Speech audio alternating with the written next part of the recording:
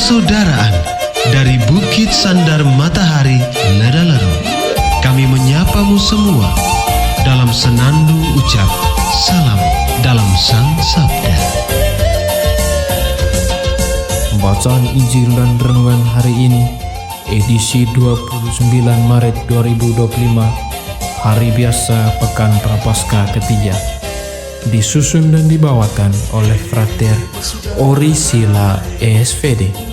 Selamat mendengarkan.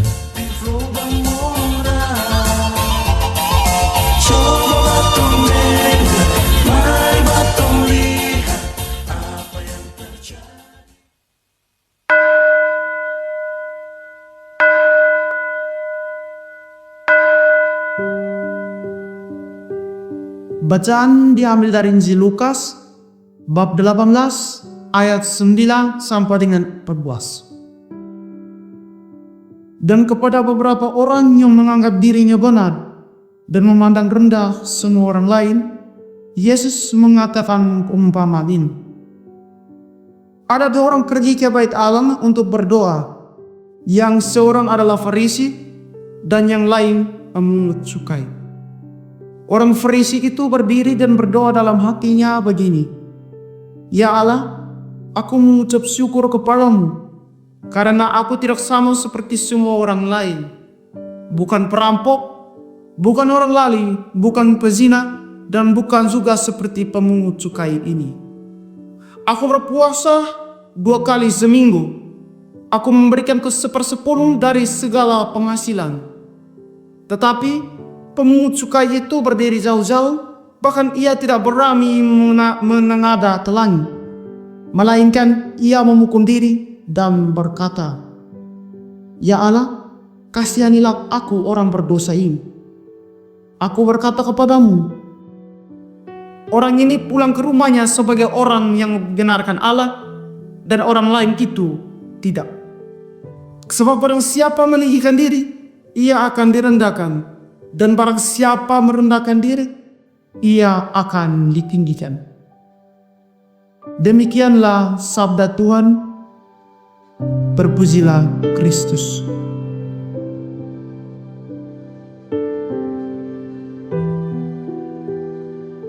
Sama saudara dan saudari yang terkasih dalam Kristus, judul renungan saya pada hari ini yakni kerendahan hati.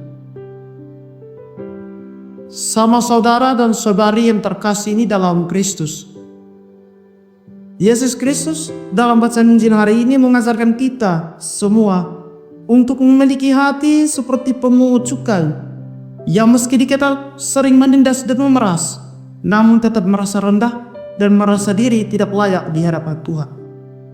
Bersikap sombong hanya akan membuat kita jatuh dan menjauh dari Tuhan, seperti yang diperlihatkan oleh orang Farisi dalam bacaan ini.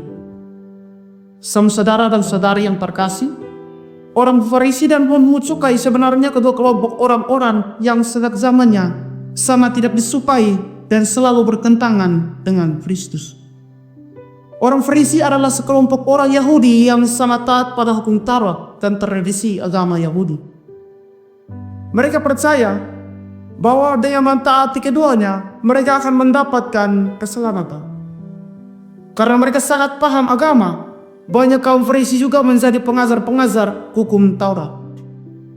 Namun, Tuhan Yesus malah mengecam para Farisi karena kemunafikan, di mana hidup mereka tidak sejalan dengan apa yang mereka ajarkan. Lebih menampilkan segala hadiah, seperti ingin dipuji dan terlihat elegan. Kesalahan terbesar orang Farisi bukanlah karena ketaatan atau ibadah mereka, melainkan hati mereka. Semua perbuatan mereka jadi sia-sia karena mereka mengabaikan kasih dan tidak mengenal Allah yang mereka sembah. Mereka berdoa kepada Allah namun merendahkan orang lain dan membanggakan diri. Suatu sikap yang sama sekali tidak sejalan dengan perintah Tuhan. Sedangkan para pemungut cukai. Pemungut cukai berasal dari bahasa Latin. Publicanus adalah istilah yang digunakan bagi orang yang bertugas mengumpulkan pajak di masyarakat Yahudi untuk diserahkan kepada pemerintah Romawi Israel sekitar abad pertama. Dengan demikian, pemungut cukai adalah petugas pajak dan merupakan salah satu jenis pekerjaan di masyarakat Yahudi waktu itu. Akan tetapi, profesi pemungut cukai dipandang buruk oleh masyarakat Yahudi di sekitar mereka, bahkan cenderung dibenci oleh rakyat. Alasan dibencinya para pemungut cukai setidaknya ada 3 hal. Yang pertama, mereka dibenci oleh rakyat sebab pajak yang ditarik sering memberatkan mereka. Yang kedua, pemungut cukai menarik pajak untuk pemerintah Romawi yang dianggap musuh oleh rakyat. Dan yang ketiga, cara yang digunakan para pemungut cukai sangat kejam dan tidak adil. Karena itulah para pemungut cukai dikatakan sebagai orang berdosa. Sama saudara dan saudara yang terkasih dalam Kristus, kedua kelompok ini sebenarnya mau menjelaskan tentang realitas diri kita sebagai manusia yang berdosa. Manusia yang tidak pernah luput dari dosa. Sebagai manusia yang berdosa, menyadari diri akan keberdosaan, rendah hati untuk mengakui kesalahan di hadapan Tuhan, menjadi sebuah sikap yang akan melepaskan kita dari hukuman dan tentunya dapat membuat kita menjadi lebih baik lagi. Menjadi rendah hati berarti berani untuk mengakui kesalahan, tidak merendahkan orang lain, tidak membanggakan diri, dan merasa kecil dan berdosa di hadapan Tuhan. Sama saudara dan saudari yang terkasih, kita hendaknya selalu memiliki kerendahan hati dan kesadaran akan kelemahan diri. Yesus mau menekankan bahwa doa yang benar bukanlah kita membanggakan diri sendiri, melainkan tentang mengakui kelemahan dan mengakui kasih sayang Allah. Sikap kerendahan hati dapat menjauhkan kita dari kesombongan dan sikap membanggakan diri, membawa kita untuk selalu bergantung pada Allah, serta sikap tulus dan sabar dalam berdoa, bukan hanya sekedar menjalankan sebuah kewajiban. Tuhan memberkati.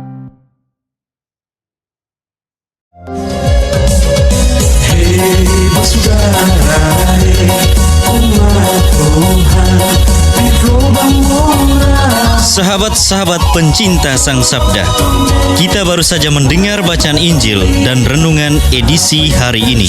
Sampai jumpa kembali pada edisi berikut. Terima kasih kepada Divisi Kerohanian website Seminari Tinggi Santo Paulus Nedalero.